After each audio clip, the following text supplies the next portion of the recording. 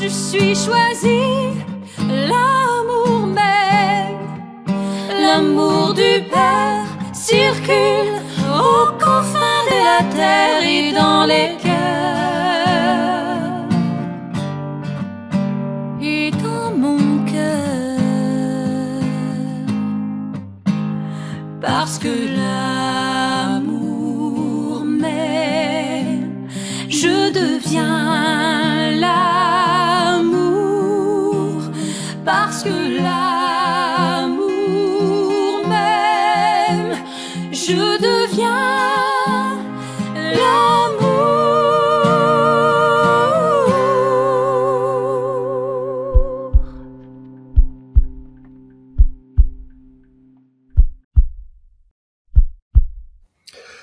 À vous les choisis de Jésus, bienvenue à cet enseignement du Mardi Saint.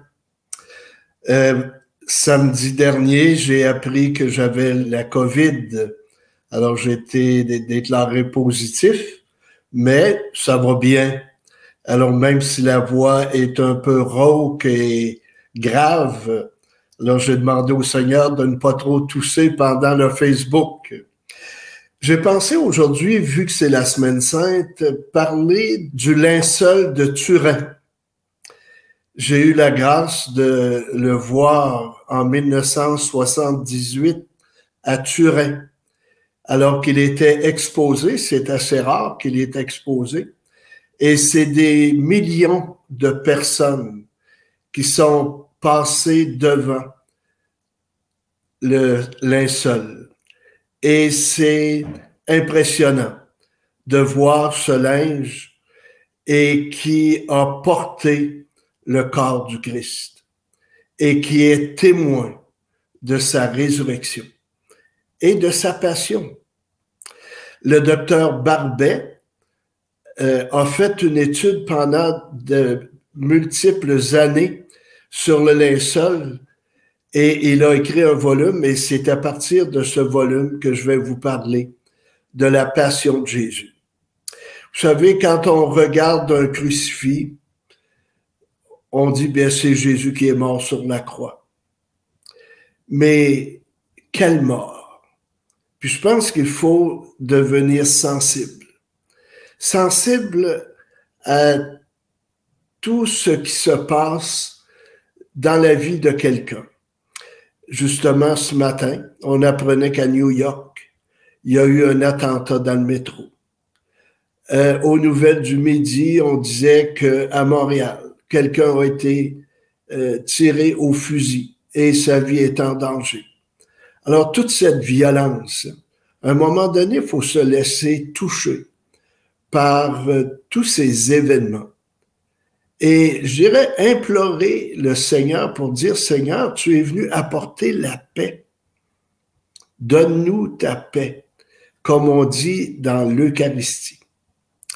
Alors, Jésus n'a pas choisi la croix.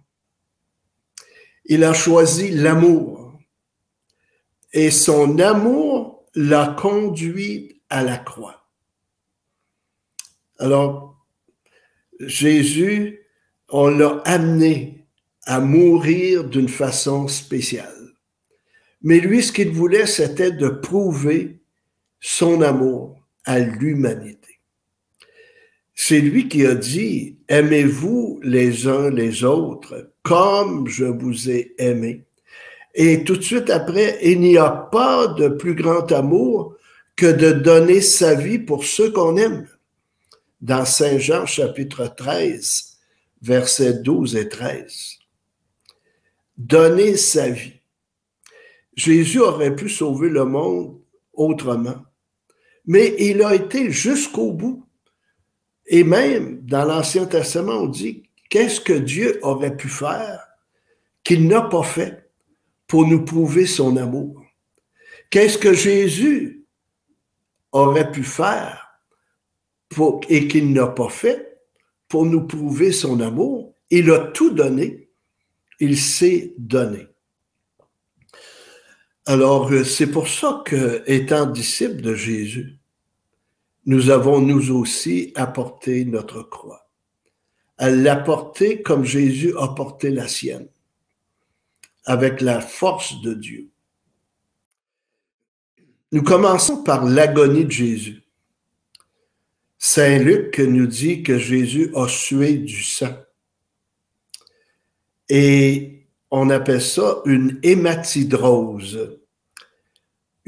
On disait aussi qu'il n'y a personne qui a vécu l'hématidrose, qui a sué du sang. Mais non, il y a des personnes qui ont sué du sang. Et ça peut dire que c'est une grande tension, à tel point que les glandes sudoripares et les vaisseaux sanguins s'entrechoquent et le sang va sortir du corps et va devenir des caillots qui vont tomber par terre, nous dit Saint Luc. Quand on sue du sang, ça devient un événement où on doit absolument prendre du repos parce que la personne est vidée complètement. Imaginez-vous, hein? Quand tu as sué du sang, ça veut dire qu'il y avait une grande tension en toi. Et Jésus l'a vécu, cette tension. Il voyait ce qui s'en venait. Et il ne l'a pas refusé. Il a accueilli ce qu'il devait vivre. Mais pour Jésus, pas question de repos. Et la peau devient d'une extrême sensibilité. Et le malade, comme je le disais, a besoin d'un repos complet pendant plusieurs jours.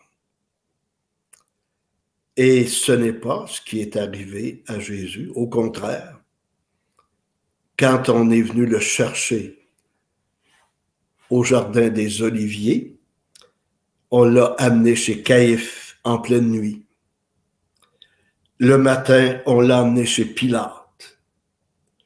À 7h30 du matin environ, on l'a ramené chez Hérode. Et à 9h30 du matin, on l'a amené chez Pilate. Et c'est là que Jésus a été flagellé. Quand on vit l'hématidrose, les souffrances ne sont pas accumulées, elles sont multipliées. Je dirais comme la goutte d'eau. Tu sais, le supplice de la goutte d'eau, c'est qu'on mettait une personne assise sur une chaise et puis on laissait tomber une goutte d'eau sur sa tête. Au début, c'est pas si pire. Mais à un moment donné, ce sont des coups de masse. Ce n'est pas les gouttes d'eau qui s'accumulent, elles se multiplient. Et là, la personne, à chaque goutte d'eau qui va descendre, c'est très douloureux. Alors imaginez-vous Jésus ayant vécu son agonie, ayant vécu l'hématidrose. On l'a promené de Hérode à Pilate. Et maintenant, Pilate dit, je ne trouve aucune raison de condamner Jésus, mais je vais le faire flageller. Et il y avait deux lois pour la flagellation. Il y avait la loi mosaïque, la loi de Moïse, où on ne devait pas donner plus de 40 coups. C'est pour ça qu'on disait qu'on donnait 40 coups moins 1, ça veut dire 39. On voulait respecter la loi. Mais au niveau de la loi romaine, il n'y avait pas de limite. On disait juste, arrangez-vous pour que le condamné puisse se rendre jusqu'au lieu de son supplice, de sa mort. Alors, quand on a donné la flagellation à Jésus, on l'a dépouillé de ses vêtements. Et le docteur Barbet, après l'analyse spéciale du linceul de Turin, dit, j'ai vu plus de 100 coups donnés sur le corps de Jésus. Et on l'avait attaché, les mains élevées, et les pieds ne touchaient presque pas par terre. Alors le corps de Jésus se ballottait. Et pourquoi qu'on dit ça? C'est parce que Jésus a des plaies sur le dos et aussi sur le buste, sur le ventre. Alors, ceux qui ont fait la flagellation y allaient et avec agressivité. C'était quoi la flagellation? C'était 2 lanières et au bout desquelles il y avait des boules de plomb, comme des petites haltères de 3 cm. Et ces petites boules de plomb que le docteur Barbet a pu compter sur le linceul. Alors, combien n'ont pas été comptés parce que les premières fois, ça n'a peut-être pas fait une blessure, mais c'est plus de 100 coups qui ont été donnés. Et le docteur Barbet disait, c'était 2 personnes de grandeur différente. Pourquoi il disait ça? À cause des angles des billes des petites haltères. Alors, vous voyez toute l'analyse qui a été faite et étant donné que c'était des haltères de plomb, quand il donnait un coup, eh bien, ça venait s'imprégner dans la chair et quand il retirait, bien, ça faisait une blessure profonde. Alors, le corps de Jésus n'était qu'une plaie. Imaginez-vous, le Fils de Dieu, celui qui vient nous sauver, celui qui vient nous donner la paix, on veut le faire disparaître. Quel drame pour Jésus, quel drame pour le Père, quel drame pour l'Esprit.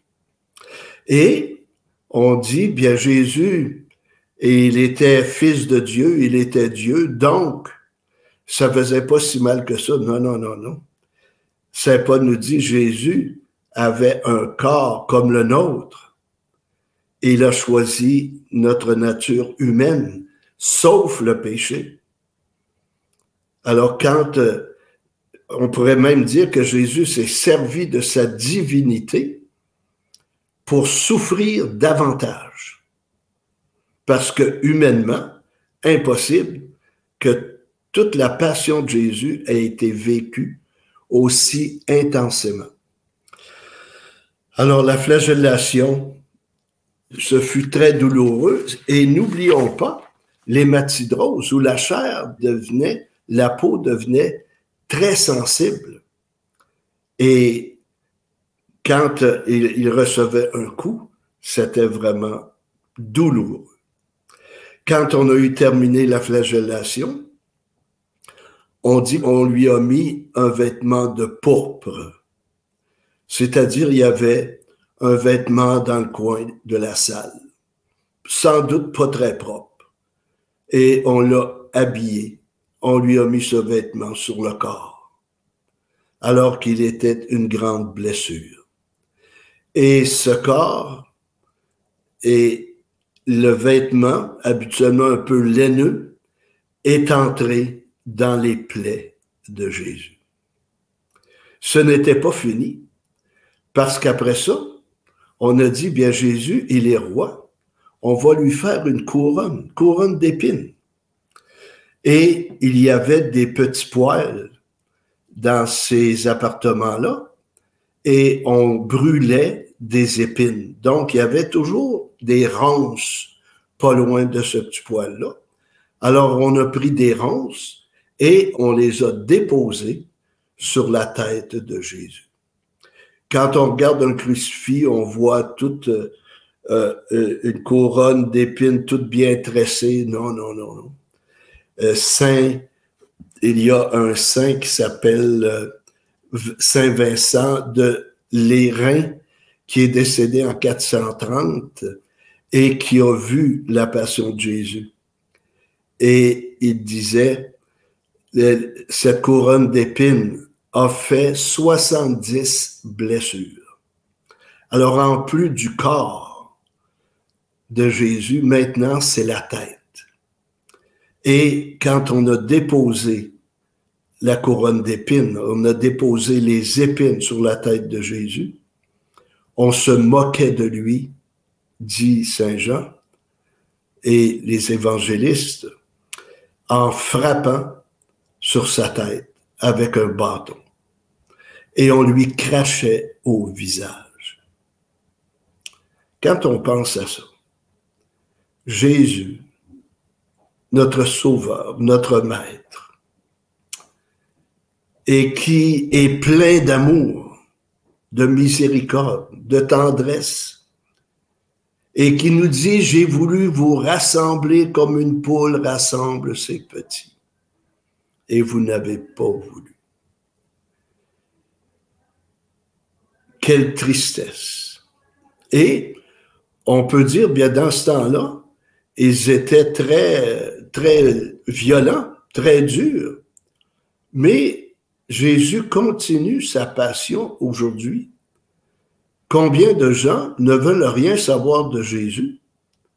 Combien de gens disent, ben moi, Jésus, qu'il fasse n'importe quoi, ça ne vient pas déranger ma vie, alors que Jésus apporte le salut, apporte la vie. Donc, le couronnement d'épines, encore ici, très douloureux. Et par la suite, le portement de la croix. Jésus a porté, semble-t-il, uniquement le patibulum, ça veut dire la tige transversale, parce que il y avait des endroits sur le calvaire où on avait les stipes, ça veut dire la base verticale, était déjà plantée. Et c'était très pesant. Tu sais, le portement de la croix, on dit que c'était 50 kilos, ça veut dire environ 110 livres. Et la croix complète, c'était 100 kilos.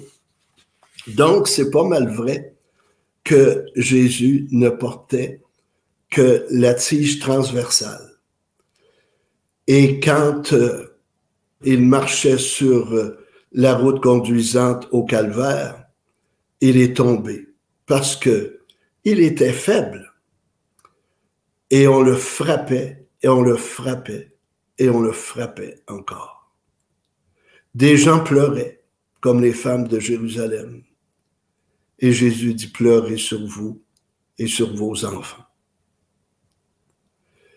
Et quand il est arrivé au calvaire, on n'y pense pas beaucoup, mais ce fut le dépouillement de ses vêtements. Imaginez-vous, à une chaleur, son vêtement est entré dans les plaies.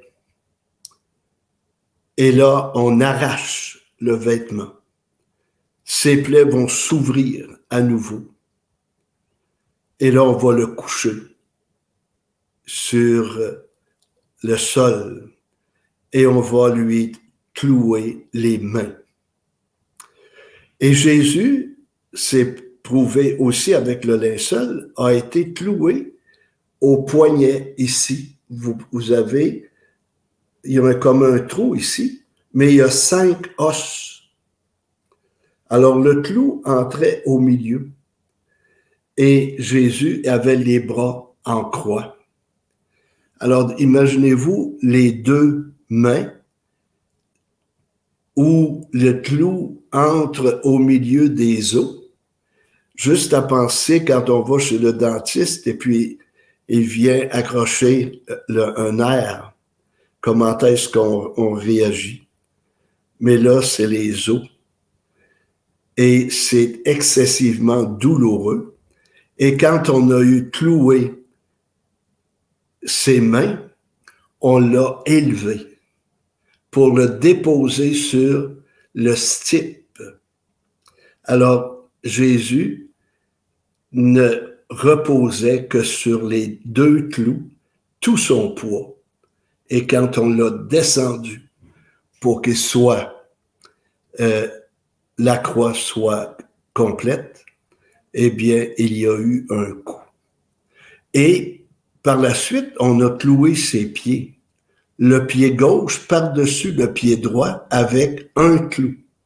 Tu sais, des fois, on voit, il y a comme un petit plateau pour que Jésus dépose les pieds. Non, non, non. Il avait les pieds directement sur le stipe et le pied gauche sur le pied droit et encore ici, un seul clou. Donc, Jésus est exposé au soleil du midi. Ses plaies sont toutes ouvertes. Et il va dire, j'ai soif. Oui, il avait soif. Soif, il avait besoin d'eau avec toute cette marche qu'il avait faite, toutes ces souffrances qu'il avait endurées. Mais il avait surtout soif de nous, soif de notre présence, soif de notre amour. Et quand Jésus a été crucifié, il a dû encore ici souffrir. Parce que quand on a les bras ouverts, on ne peut pas respirer comme il faut. Et on raconte, pendant la guerre, on avait ce supplice d'avoir des personnes les bras ouverts. Et je vous raconte, parce que Jésus, c'est ce qu'il a vécu. Lors de la dernière guerre, on a fait aussi subir ce supplice. On suspendait le condamné par les deux mains, soit l'une à côté de l'autre, ou soit écartée. Alors Jésus, c'était les bras écartés. Les pieds restaient à une certaine distance du sol. Au bout de peu de temps, la gêne respiratoire devenait intolérable. Le patient y remédiait en exerçant des tractions sur les bras qui lui permettaient de reprendre souffle. Alors, il tirait pour remplir les poumons. Et quand ils avaient les bras aussi, alors ce qui était pour Jésus, Jésus pesait sur ses pieds pour aller chercher de l'air. Et à un moment donné, ça faisait tellement mal aux pieds qu'il redescendait. Et là, ça faisait mal aux mains. Il se maintenait en l'air jusqu'à 30 ou 60 secondes.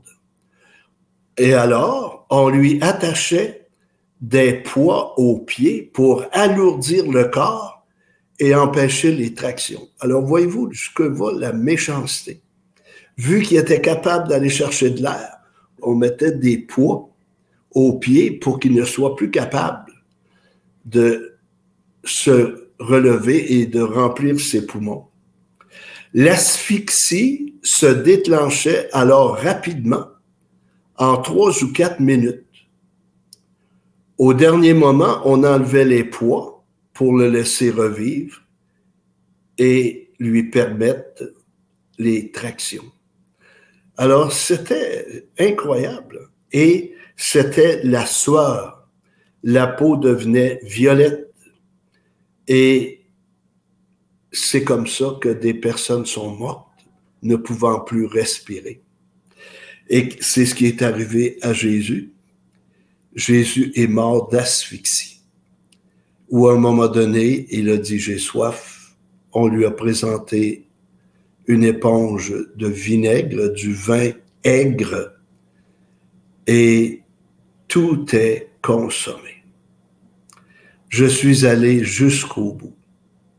Allez-vous reconnaître dans ce geste de ma passion que je vous ai aimé, que je vous aime encore et que ma miséricorde est toujours à l'œuvre dans votre vie. Mon désir, c'est de vous combler de bonheur dans mon royaume. Et quand Jésus eut donné son dernier souffle, étant donné que c'était la Pâque qui s'en venait, on dit on a brisé les jambes du premier et du deuxième.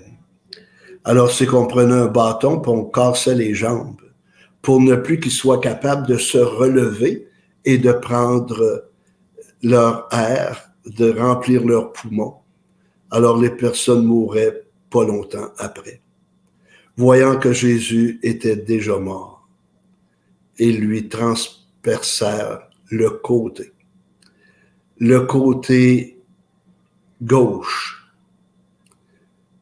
et qui a rejoint le cœur, où il sortit du sang et de l'eau. Alors, chers amis, c'est la semaine sainte, et ils lèveront les yeux vers celui qu'ils ont transpercé. Et le centurion romain, devant Jésus, le côté ouvert, dit, « Vraiment, cet homme était le Fils de Dieu. » Est-ce que je le dis aujourd'hui avec tout mon cœur? Est-ce que je reconnais que Jésus a souffert pour moi, pour mon salut, pour m'ouvrir les portes du royaume? Est-ce que je suis reconnaissant? Alors, âme de mon Jésus, sanctifie-moi. Corps de mon Jésus, sauve-moi. Sang de mon Jésus, enivre-moi. Eau du côté de mon Jésus, lave-moi. Passion de mon Jésus, fortifie-moi. Mon bon Jésus, exauce-moi. Cache-moi dans tes plaies. Ne permets pas que je me sépare de toi. Défends-moi contre l'ennemi de mon salut. Appelle-moi à l'heure de ma mort et ordonne que j'aille à toi, afin que je te loue avec les saints, et cela pour les siècles des siècles. Amen. Je vous souhaite une bonne semaine sainte, et avant la bénédiction, nous allons écouter un très beau chant de John Littleton.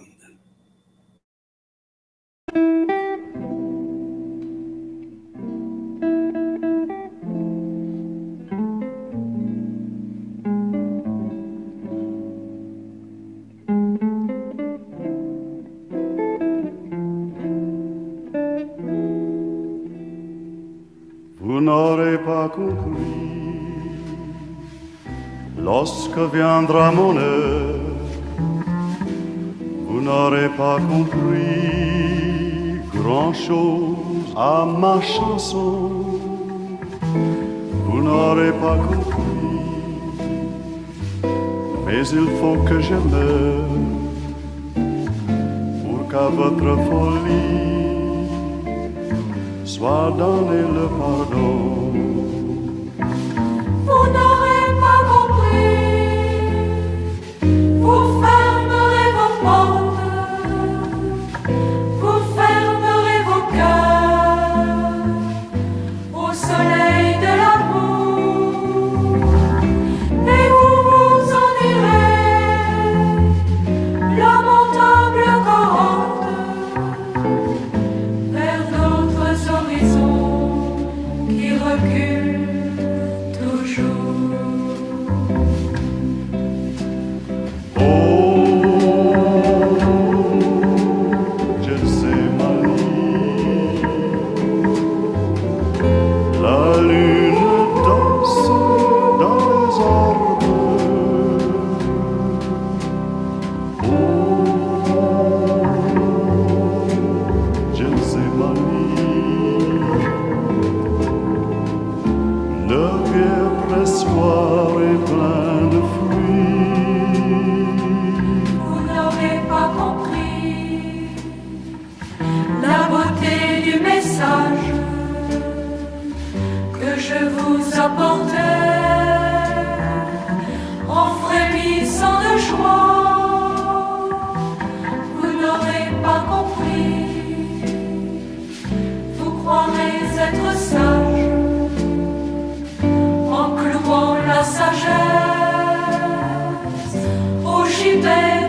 croix. Et vous profanerez toute la paix du monde en faisant retentir les cris de votre cœur. Et vous vous en irez pour conquérir le monde, mais vous n'y sèmerez que la ruine et le deuil.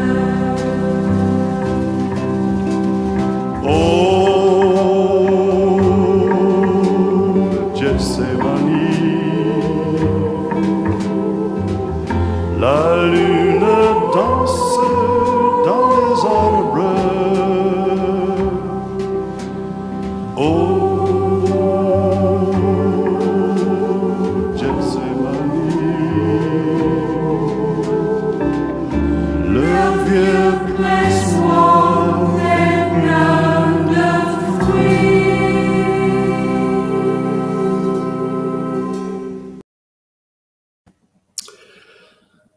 Merci Seigneur Jésus d'avoir dit, il n'y a pas de plus grand amour que de donner sa vie pour ceux qu'on aime. Et c'est ce que tu as fait. Viens guérir nos cœurs par ton sang précieux et que ta passion vécue avec amour porte de beaux fruits encore aujourd'hui dans nos vies et dans notre monde blessé. Oui, viens guérir nos blessures par ton sang rédempteur. Et vous, chers amis, je vous souhaite une bonne semaine sainte et je vous bénis au nom du Père et du Fils et du Saint-Esprit. Amen. Apprenons à aimer nos croix comme Jésus a aimé la sienne. Bonne semaine sainte. Je suis choisi, l'amour même, l'amour du Père circule aux confins de la terre et dans les cœurs et dans mon cœur, parce que l'amour m'aime, je deviens l'amour, parce que l'amour m'aime, je deviens